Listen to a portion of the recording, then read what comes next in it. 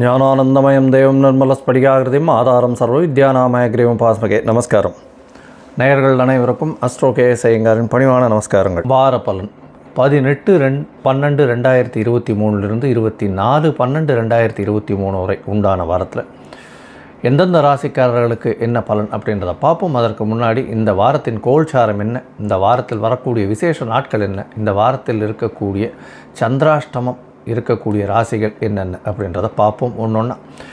இந்த வாரத்தின் கோல்சாரம் அப்படின்னா காலபுருஷ தத்துவத்தின் முதல் ராசியான மேஷ ராசியில் குரு பகவான், கன்னியா ராசியில் கேது பகவான், சுக்கிரன் துலாத்திலையும் ஆட்சி பெற்று போயிருக்கார். செவ்வாயும் புதனும் ஆட்சி பெற்ற செவ்வாயும் புத பகவானும் 8ஆம் இடத்துல, அதாவது விருச்சிகத்தில், ராசிக்கு 9ஆம் இடத்துல சூரிய பகவான். ஏன்னா தனுர் மாதம் பிறந்துடுறது இந்த நாள்லேருந்து, அதாவது 17ஆம் தேதி போன வாரம் கடைசியிலேயே பிறந்துடுறது, இந்த வாரம் பிறந்ததுனால தனுர் மாதம் பிறந்துடுறது. மார்கழி மாதம் ஃபுல்லுமே மார்கழி கொண்டாட்டங்கள் தான். இந்த வாரம் ஒரு பெரிய விசேஷம் என்ன அப்படின்னா 20ஆம் தேதி 20/12/2023 அன்றைக்கி சனி பகவான் மகர ராசியிலிருந்து கும்பராசிக்கு போகிறதும், ராகு பகவான் 12ஆம் இடம்னு சொல்லக்கூடிய மீன ராசியில் இருக்கார். இதுதான் இந்த வாரத்தினுடைய கோல்சாரம். இந்த வாரத்தில் அதிவேகமாக செல்லக்கூடிய கிரகம் அப்படின்னு சொல்கிற சந்திர பகவான் அவிட்ட நட்சத்திரம் கும்பராசி 4ஆம் பாதத்திலிருந்து, அவிட்ட நட்சத்திரம் 4ஆம் பாதம் கும்பராசியிலிருந்து ரோகிணி நட்சத்திரம் 2ஆம் பாதம் வரலும் போகிறார். ரோகிணி நட்சத்திரம் 2ஆம் பாதம் ரிஷபராசியில் வருது. இந்த வாரம் பார்த்தேன்னா பெரிய ஏற்றமான வாரங்களாக இருக்க போகிறது. ஏன்னா இந்த வாரத்தில் வரக்கூடிய விசேஷ நாட்கள் அப்படின்னு பார்க்கும்பொழுது 18ஆம் தேதி அன்றைக்கே சஷ்டி விரதம். அதாவது சஷ்டியில் விரதம் இருந்தால் அகப்பையில் வரும் அப்படின்னு சொல்லுவாள். குழந்தை பிராப்திக்காக சஷ்டியில் விரதம் இருக்கிறது ரொம்பவும் விசேஷம். தவிர எதிராளிகளை வெற்றி கொள்வதற்காக சஷ்டியில் விரதம் இருப்பதும் மிகவும் பெரிய ஏற்றம். இந்த வாரத்தில் 20ஆம் தேதி சனி பெயர்ச்சி, 20/12/2023 அன்றைக்கி சனி பெயர்ச்சி பெரிய ஏற்றம் கொடுக்கக்கூடியது. அதனுடைய சனி பெயர்ச்சியினுடைய பலன்கள் தனித்தனியாக ஒரு வீடியோவாக போட்டிருக்கேன், அவசியமாக பாருங்கள். ஒரு ராசிக்காரர்களுக்கும் என்ன ஒரு ஏற்றம், என்ன ஒரு மாற்றம் வரக்கூடும் அப்படின்றத போட்டிருக்கேன், பாருங்கள். இந்த வாரம் பார்த்தேனால் 23ஆம் தேதி வைகுண்ட ஏகாதசி, அதாவது ஸ்ரீரங்கத்தில் பெரிய விசேஷம் இருக்கிறதுலே ஏகாதசி இதுலேயே வைகுண்ட ஏகாதசி அப்படின்றது மிகப்பெரிய விசேஷம். ஃபுல்லாக உண்ணா நோன்பு இருக்கிறது. அதாவது எந்த ஒரு இதுவும் சாப்பிடாமல் இருந்து அடுத்த நாள் காலத்தால் துவாதசி பாரணை பண்ணுறது தான் விசேஷம். வைகுண்ட ஏகாதசிக்கு ராத்திரி மொத்தம் முழிச்சுன்னு இருக்கிறது. ஸ்ரீரங்கத்தில் ரொம்ப இதுவாக இருக்கும், அதாவது திருக்கோலமாக இருக்கும். இந்த வைகுண்ட ஏகாதசி வைணவர்களிடையே ஒரு பெரிய ஏற்றமான காலம்.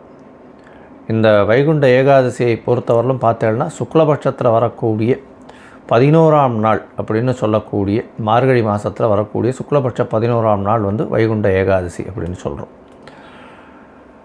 அதற்கு பிறகு பிரதோஷம், அதாவது இந்த வாரத்தினுடைய, அதாவது 24ஆம் தேதி, அதாவது ஞாயிற்றுக்கிழமை அன்றைக்கி பிரதோஷ காலம். பிரதோஷ காலம் சிவபெருமானுக்கு ஒரு பெரிய ஏற்றம்.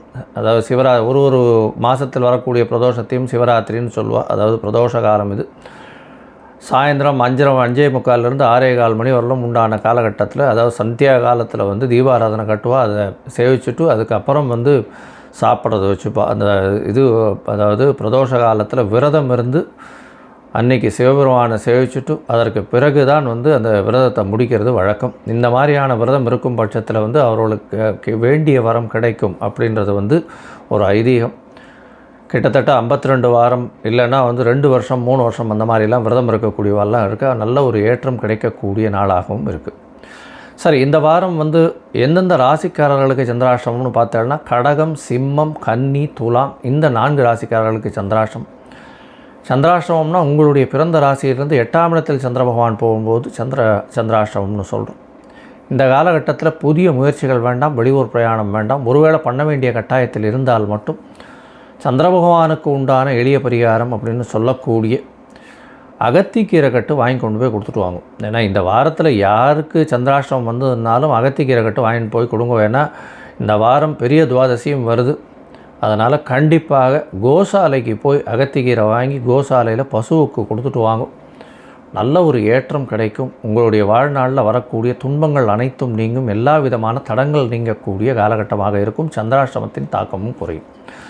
சரி, இந்த வாரம் மேஷம் முதல் மீனம் வரை ஒரு ராசிக்காக பார்க்கலாம். அதற்கு முன்னாடி என்னுடைய மொபைல் நம்பர் ஸ்க்ராலிங்கில் வந்துட்டுருக்கும். உங்களுக்கு அஸ்ட்ராலாஜிக்கல் கன்சல்ட் தேவைப்பட்டதுன்னா எனக்கு ஃபோன் பண்ணுங்க, அப்பாயின்மெண்ட் தரேன். உங்களுடைய date, time, place of birth கொடுங்க.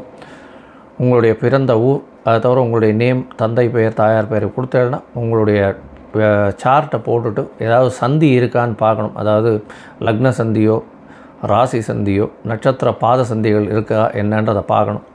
பார்த்துட்டு அதற்கப்புறம் உங்களுடைய இன்றைய கோல்சார நிலையில் என்னென்ன பிரச்சனைகள் இருக்குது, அதை தவிர உங்களுடைய தசாபுக்தி அந்தரம் சூக்ஷ்மம் எப்படி இருக்குது அப்படின்றதெல்லாம் பார்த்துட்டு உங்களுக்கு உண்டான வரக்கூடிய காலங்கள் எப்படி இருக்குன்றதையும் சொல்லி எந்த அளவுக்கு எளிய பரிகாரங்கள் செய்யலாம் அப்படின்றதையும் சொல்கிறேன். சரி, இப்போது 18/12/2023 24/12/2023 வரை உண்டான வாரத்திற்கு மேஷம் முதல் மீனம் வரை ஒரு ராசியாக என்ன பலன் அப்படின்றத பார்க்கலாம். மேஷம் அஸ்வினி பரணி கிருத்திகை இந்த 3 நட்சத்திரம் 9 பாதங்களை கொண்ட ராசி. ராசியின் அதிபதி அப்படின்னு சொல்லக்கூடியவர் செவ்வாய் பகவான் ராசிக்கு 8ஆம் இடத்துல இருக்கார். ஆட்சி பெற்ற செவ்வாய் பகவான் இருந்தாலும் மறைந்து இருக்கக்கூடிய காலகட்டமாக இருக்கிறதுனால சில பிரச்சனைகள் வரக்கூடிய வாய்ப்புகள் உண்டு. மேஷராசிக்காரர்களுக்கு செலவுகள் கொஞ்சம் அதிகமாக இருக்கும். மறைமுக செலவுகள் அதிகமாக இருக்கக்கூடிய காலகட்டமாக இருக்கும். ஆனால் இன்சூரன்ஸ் செக்டர் இந்த மாதிரியான விஷயங்களில் திடீர் பணவரோ வரக்கூடிய காலகட்டமாக இருக்கும். இந்த வாரத்தில் பார்த்தோம்னா ஒரு பெரிய ஏற்றம் என்னென்னா 20ஆம் தேதி அன்றைக்கி உங்களுடைய ராசிக்கு 11ஆம் இடத்துல லாபஸ்தானத்தில் சனி பகவான் போகிறது பெரிய விசேஷம். 11ஆம் இடத்தில் 10ஆம் அதிபதி போகிறதுனால செய்யும் தொழிலில் மிகப்பெரிய ஏற்றம் இருக்கும். திடீர் பணவரோ வரும். எதை தொட்டாலும் பொன்னாக இருக்கும். எந்த விதமான ஏற்றமும் இருக்கும். இந்த வாரத்தில் மார்கழி மாதமாக இருந்தாலும் திருமணத்துக்கு பார்த்து கொண்டிருப்பவர்களுக்கு ஃபிக்ஸ் ஆகக்கூடிய வாய்ப்புகள் உண்டு. நிச்சயதார்த்தம்லாம் தை மாதத்தில் நடத்திக்கலாம். இருந்தாலும் இந்த வாரத்தில் திருமணத்திற்கு பார்த்து கொண்டிருந்தீங்களே ஆனால் அது இந்த பொண்ணு இந்த பையன் எடுத்து வச்சுடுவா. அந்த மாதிரி ஆகிடும். நல்ல ஒரு ஏற்றம் கிடைக்கும். எதிர்பாலினத்தவர் மூலியமாக நல்ல ஒரு ஏற்றம், பார்ட்னர்ஷிப் பிஸ்னஸில் நல்ல ஒரு ஏற்றம் இருக்கக்கூடிய காலகட்டமாக இருக்கும். அதை தவிர வெளிநாடு, வெளி மாநிலம் செல்லக்கூடிய வாய்ப்புகள் உண்டு. உடல் நலத்தில் நல்ல ஒரு ஏற்றம் கிடைக்கக்கூடிய காலகட்டமாக இருக்கும். ஏன்னா 5ஆம் அதிபதியும் 9ஆம் இடத்துல 9ஆம் அதிபதி ராசியிலேயே இருக்கிறதும் ராசிநாதன் 8ஆம் இடத்தில் மறைந்து இருக்கிறதுனால சில குழப்பங்கள் வந்தாலும் அதில் நல்ல ஒரு வெற்றி கிடைக்கக்கூடிய காலகட்டமாக இருக்கும். உங்களை வெல்ல முடியாத அளவிற்கு ஒரு பெரிய ஏற்றம் கிடைக்கக்கூடிய வாரமாக இந்த வாரம் அமையிறது. இந்த வாரத்தில் பார்த்தோம்னா சந்திர பகவான் உங்களுடைய ராசிக்கு 11ஆம் இடத்துல இருக்கார். அதாவது 18/12/2023 19ஆம் தேதி ராத்திரி ஒரு 9:30 மணி வரலும் சந்திர பகவான் 11ஆம் இடத்துல இருக்கார். அதற்கு பிறகு அவர் 12ஆம் இடத்துக்கு போகிறார். 11ஆம் இடத்தில் இருக்கும் பொழுது பார்த்தேலையானால் உங்களுடைய 4ஆம் அதிபதி 11ஆம் இடத்துல இருக்கிறதுனால வீட்டுக்குன்னு சில செலவுகள் செய்வீங்க.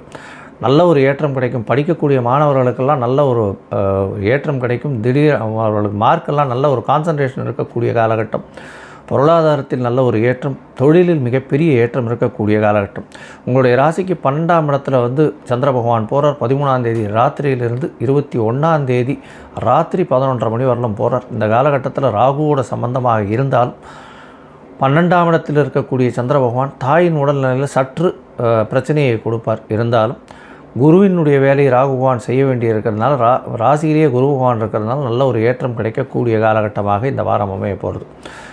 தாயின் மூலியமாக நல்ல ஒரு செல்வம் சேரக்கூடியதாகவும் வீட்டில் சில நல்ல விஷயங்கள் நடக்கக்கூடிய காலகட்டமாகவும் வீட்டிற்காக சுப செலவுகள் செய்யக்கூடிய காலகட்டமாகவும் இந்த வாரம் அமையிறது. இந்த வாரத்தில் பார்த்தேலையானால் உங்களுடைய ராசியிலேயே சந்திர பகவான் உட்கார். அது 21ஆம் தேதி ராத்திரியிலிருந்து 24ஆம் தேதி அதிகாலை 4 மணி வரலும் இருக்கார். இந்த காலகட்டத்தில் பார்த்தேலையானால் குரு சந்திர யோகம் அமையிறது பெரிய ஏற்றம். குரு சந்திர யோகம் அமையிறதுனால எந்த ஒரு விஷயத்தையும் நீங்கள் வெற்றிகரமாக செய்து முடிக்க முடியும். உங்களுடைய ராசிக்கு 18ஆம் தேதி அதாவது 17ஆம் தேதி காலையில் 17ஆம் தேதி காலையிலிருந்து பார்த்தேலையானால் உங்களுக்கு ஒரு பெரிய ஏற்றமான காலமாக இந்த வாரம் அமைய போகிறது. இந்த வாரத்தில் அருகில் இருக்கக்கூடிய நீங்கள் நாமக்கல் ஆஞ்சநேயரை போய் சேவிச்சுட்டு வர்றது நல்ல ஒரு ஏற்றமான காலமாக இந்த வாரம் அமைய போகிறது. ஏன்னா 18ஆம் தேதியிலேருந்து பார்த்தேன்னா உங்களுக்கு ஒரு நல்ல ஒரு ஏற்றம். 24ஆம் தேதி அன்றைக்கி சந்திர பகவானும் உங்களுடைய ராசியில் இருக்கார். அதனால் ஆஞ்சநேயரை போய் சேவிச்சுட்டு வாங்கோ. ஏன்னா 9ஆம் அதிபதி குரு பகவான் உங்களுடைய ராசியில் இருக்கிறதுனால எல்லா விதமான லக்கும் உங்களுக்கு ஃபேவர் பண்ணும். பூர்வ புண்ணியங்கள் நல்லபடியாக இருக்கும். மூதோதையர்களின் ஆசைகள் நல்லபடியாக இருக்கக்கூடிய காலகட்டமாக இந்த வாரம் அமையிறது. மொத்தத்தில் இந்த மேஷ ராசிக்காரர்களுக்கு நல்ல ஒரு ஏற்றமான காலமாக இந்த வாரம் அமைய போகிறது. எந்த ஒரு பிரச்சனையும் இருக்காது. 30 நாட்களும் திருப்பாவை சொல்லிட்டு வர்றதும் ஆண்டாளை சேவிச்சுன்னு வர்றதும் நல்ல ஒரு ஏற்றத்தையும் மாற்றத்தையும் உங்களுக்கு கண்டிப்பாக கொடுக்கும். லோகா சமஸ்தா சுகினோ பவந்து. நன்றி, நமஸ்காரம். Astro KS Iyengar YouTube channel பார்த்தமைக்கு நன்றிகள். மேலும் இது போன்ற ஆன்மீக ஜோதிஷ தகவல்கள் உங்களை வந்து அடைய astro KS Iyengar YouTube channel subscribe செய்யவும், பெல் ஐக்கானை மறக்காமல் அழுத்தவும். நன்றி, வணக்கம்.